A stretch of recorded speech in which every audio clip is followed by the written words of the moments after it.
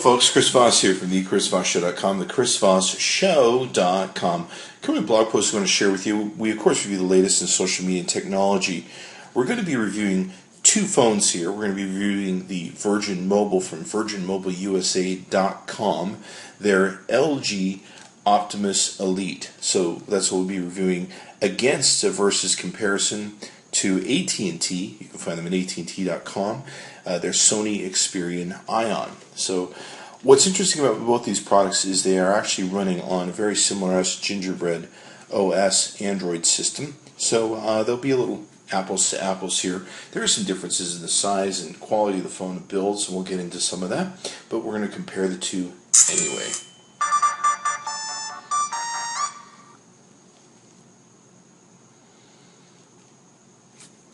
So let's go ahead and bring these up. There we go. You can see them both boot up and what they go through.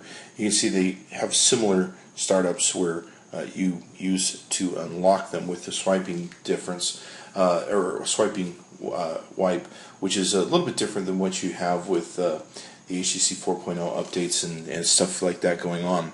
Now let's take a look at both phones here. We're going to take a look at the settings so that we can show you. Now one thing is different is there is a swipe up and down menu item to menu format, if you will, to the Virgin Mobile phone, whereas when it comes to going into settings, whoops, got in the wrong area there.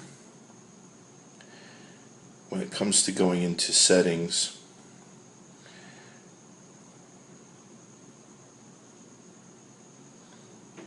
you can see here that we've got a left to right swipe as we go through these. So let's go ahead and go into settings. We'll show you what we're looking at when it comes to the software that's in both of these phones.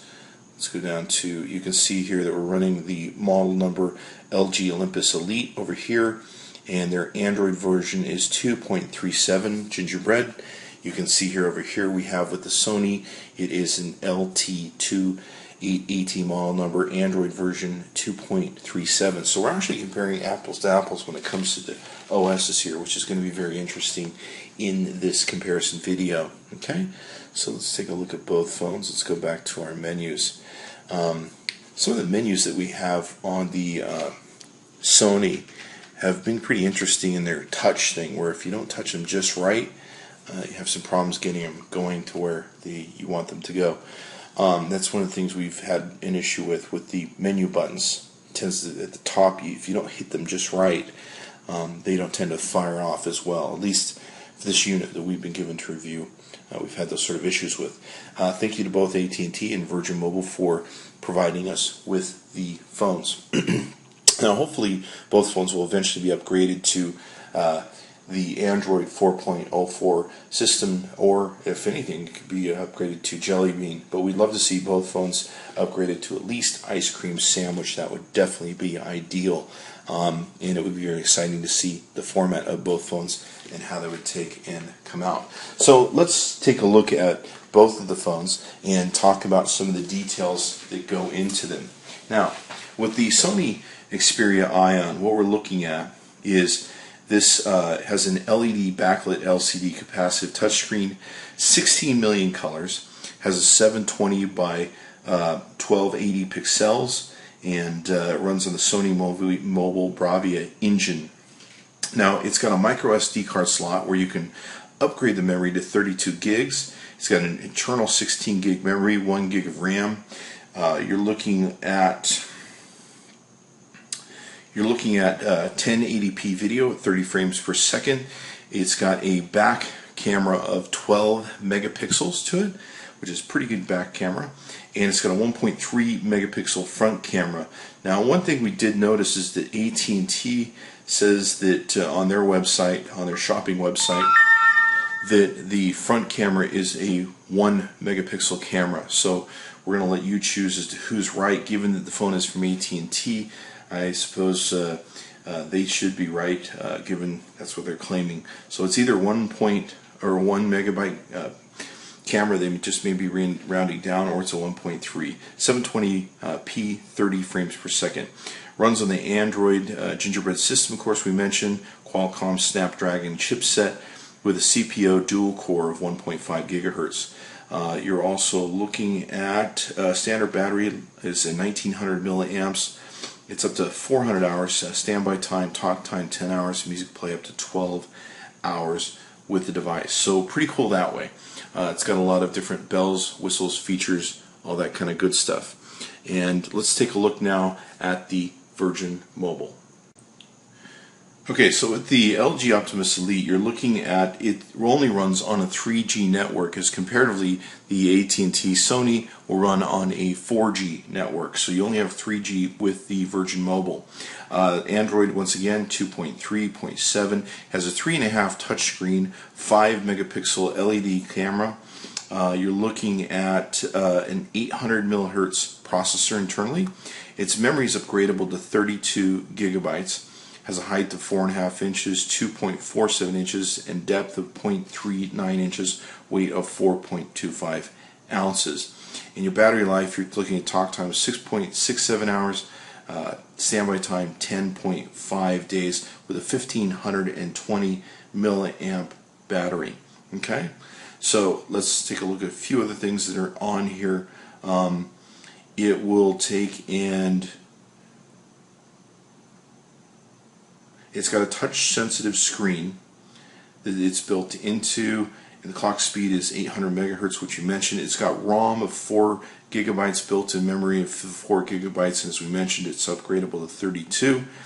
And that's pretty much the where you can go. Now, the resolution you can get, the highest video recorder resolution you can get on it is 720 by 480. You can adjust it down from there.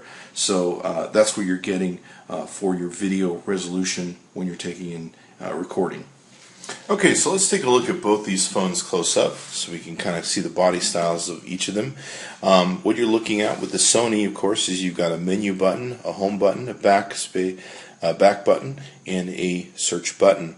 Across the top here, we have of course, this speaker for calls, and we have the camera, which comes back to us, front-facing camera. On the bottom, we have a hole for the microphone there on the right. That's pretty much it. Along the right-hand side, we have a shutter button for your camera, which is really nice to have. We have a rocker button, which goes up and down, and we have the power button. Across the top, one thing I do love about the Sony is it has the earphone plug in the top. One thing that's really nice about having the earphone plug in the top is if you're right or left-handed, you're not constantly banging up against it. Now, one thing that we also have with the left side of the device is we have HDMI output. We'll show this to you later on in the video, but what's really cool about the Sony Xperia Ion is you can output this to your HDMI TV. You can actually have kind of a mini iPad-ish experience where there's a different menu that comes up when you plug it in. Of course, you also have the charger there for the device. Along the back of the Sony, what we're looking at, so you've got the camera here, you've got the flash here, speaker, and of course the Xperia logo there.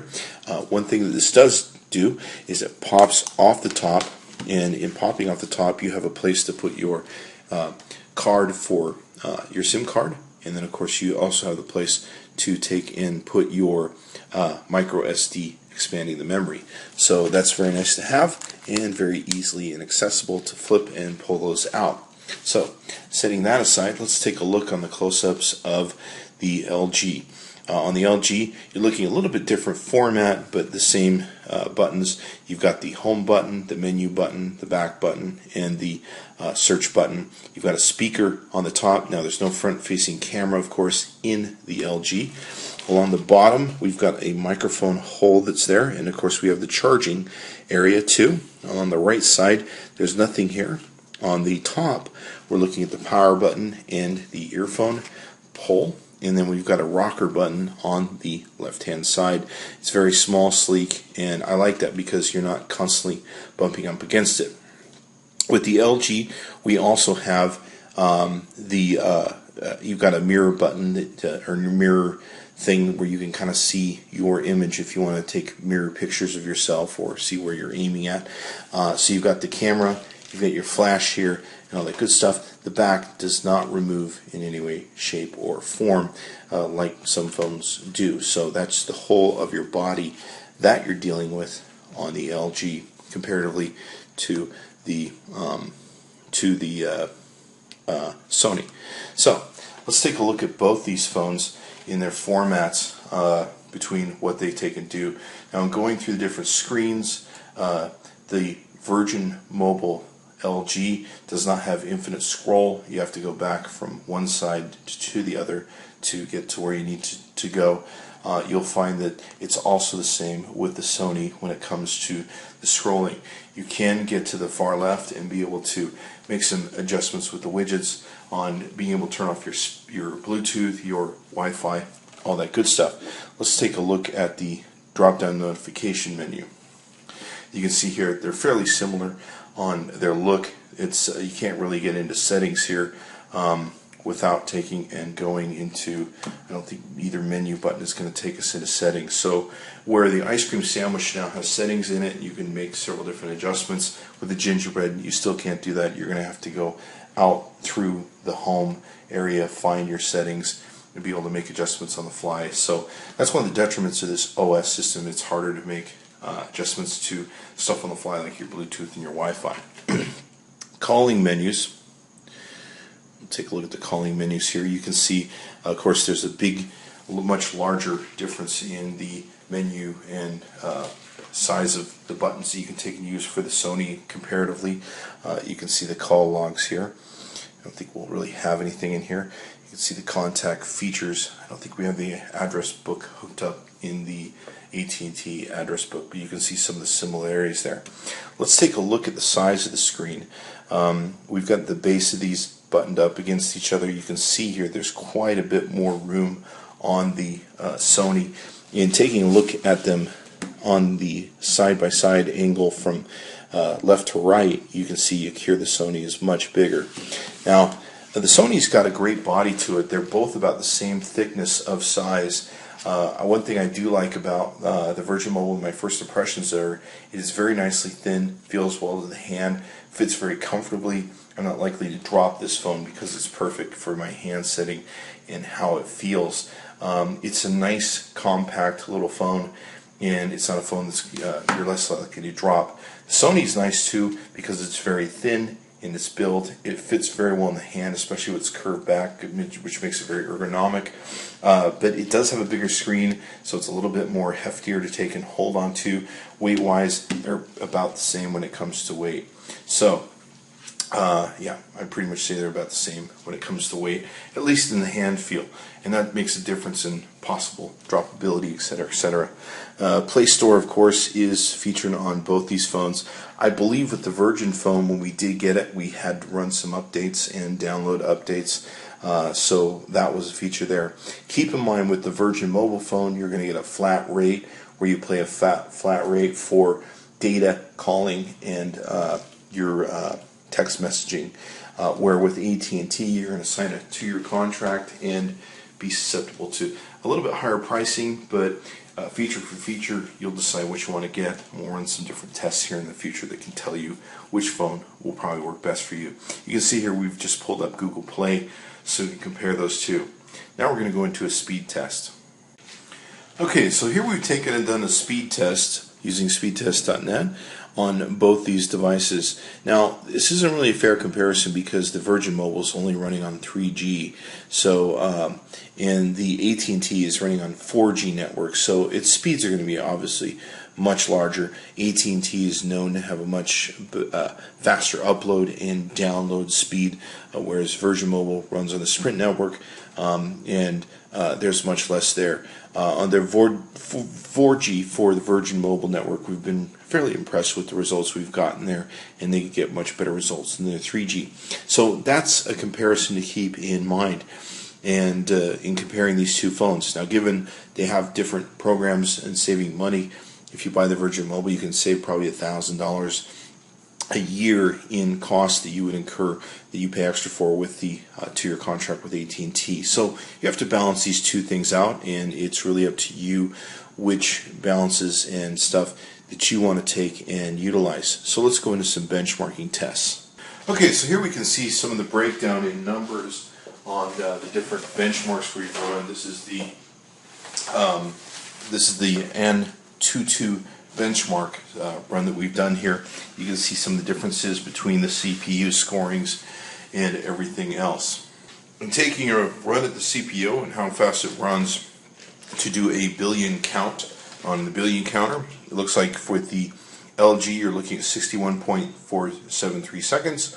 With the Sony you're looking at 37.228 seconds. Okay, so you can see here the results of our Java benchmarking here, and the running the Java native scripts and threads. You can see the comparison there in the numbers. Okay, and as you can see here, they're both picking up a comparable amount of GPS satellites, and you can see here the results they're getting and what they're picking up. It looks like they're picking up roughly about the same. Might be a little less that we're picking up on the Sony, but we're seeing 12 in view here. Well, 12 to 19 in view on the LG. Looks like we're staying with 19 in view on the Sony. So yeah, we are holding up a little bit better. In use, you can see that it's using more GPS satellites in its finding. Okay, so in taking a look at some of the testing, you can see how the device is scored. The device scored in comparatively analysis between other phones. It looks like the LG got an 1867 score, where the Sony got a 2874 score when it came down to comparing the total things of CPU, memory, I/O, and everything else in between. So there's our format there. Okay, so what we're going to do now is we're going to take a look at the camera on both the devices and the menu items that come with the cameras. So let's take and get into that. Now, you can see here this is of course the gingerbread format. You have several different things that you can choose from. The one aspect they do sell with the Sony is this 3D sweep panorama and 3D multi-angle. I've never really seen it to be all that special, to be completely honest with you. You have scene settings, of course. In the 3D panoramas that I've tested with it, I've never really noticed that much of a difference. The signs must be very subtle, or I'm not using it properly. You can adjust your exposure settings, of course, here, and you can adjust your flash, red eye reduction, and auto flash there. You can see here we have a switch that can go between the camera and the video camcorder recording. And of course you have your button up here at the top that you can use to control your shutter. Much similar menu that's in the LG. We have the ability to zoom in and out, of course. We have your ability to adjust the exposure settings. You can adjust different settings that you want to take and do pretty much the same formats. It just looks a little differently in the LG than it does in the Sony. You can see here you can adjust iOS or ISO balance features, how big you want to take and do your recordings and everything else you can adjust in here. Now you can also do the same in your Sony by pressing the menu button. You can adjust a lot of these different things: ISO, balance, exposure values, flash, focus mode, all that sort of good stuff. You just have a different setup that you utilize this from. So let's take a look at and comparing the different videos. Now what we're going to do here is we're going to compare a normal lit situation. I'm sorry, we'll go back here. We're going to compare the two videos side by side, where you can see we're taking a video of the floor of my home. Now the Sony tends to take pictures in this format that are a little bit more yellowish than what my actual floor, my kitchen, actually looks like. So the LG is taking more of a real-time color look in a camera. Now one thing we noticed was with the LG, it doesn't do as well in a flash light setting with the camcorder. You can see here that it can't hardly pick up the bicycle really bad when it comes to night and settings. When it comes to recording with the flash, it's a smaller flash that's on the back there. So definitely not quite as good with the using the flash in a camcorder mode or using the light in a camcorder mode. Let's take a look at photographs, of course, that we have. You can see here the difference in photographs. Now keep in mind, with photographs, in terms of that, we're comparing apples to oranges. Once again, you can see here the colors are much more vibrant in the Sony, but the Sony is a 12 megapixel camera, and of course with the LG, you have a much less quality camera. Now you can see here the LG does take really good pictures. They're not as high quality as the Sony, but it's a good picture, and it's pretty comparable in the color, a little bit lighter than the color of my floor, where there's a little bit more yellowness to the Sony pictures. So you can see some of the different results that we're getting there. Overall, I like both phones. They have different features and aspects to them that make a difference in what you're looking for in the phone. You can see here that we have a problem with this Sony with the home button. We're not sure if it's our Sony, but we did notice very early on with the Sonys that you have to kind of hit above it, and it's a little irritating. So we're not sure if that's a design flaw or if it's just we got a bad phone. So we like both phones. They are very different in their formats. They're very different in their pricing and what they're going to cost you over 2 years. So you definitely want to take a look at both those. We do like the camera features, of course, in the Sony Xperia Ion. So that's definitely a format there. It looks like the LG holds its own when it comes to taking photographs. It looks like the only part it really struggled at was in low light situations with a camcorder. So you can take a look at both of them. Of course, you can see the Virgin Mobile at virginmobileusa.com and AT&T.com. You can see the Sony Xperia Ion. You can choose between them and, of course, the plans you want to take and do the best. And Chris Voss tested, Chris Voss approved. Love both phones. I can see how they feature to people's budget and to what they want to do specifically for each of them. I'm really excited if both phones do upgrade to Android 4.04, so watch for us to update those and other phones we're going to compare from the Virgin series. So be sure to check it out. We did the Virgin LG Optimus Elite, and we did the Sony Xperia Ion. Thanks for coming by. Be sure to check back into our other videos.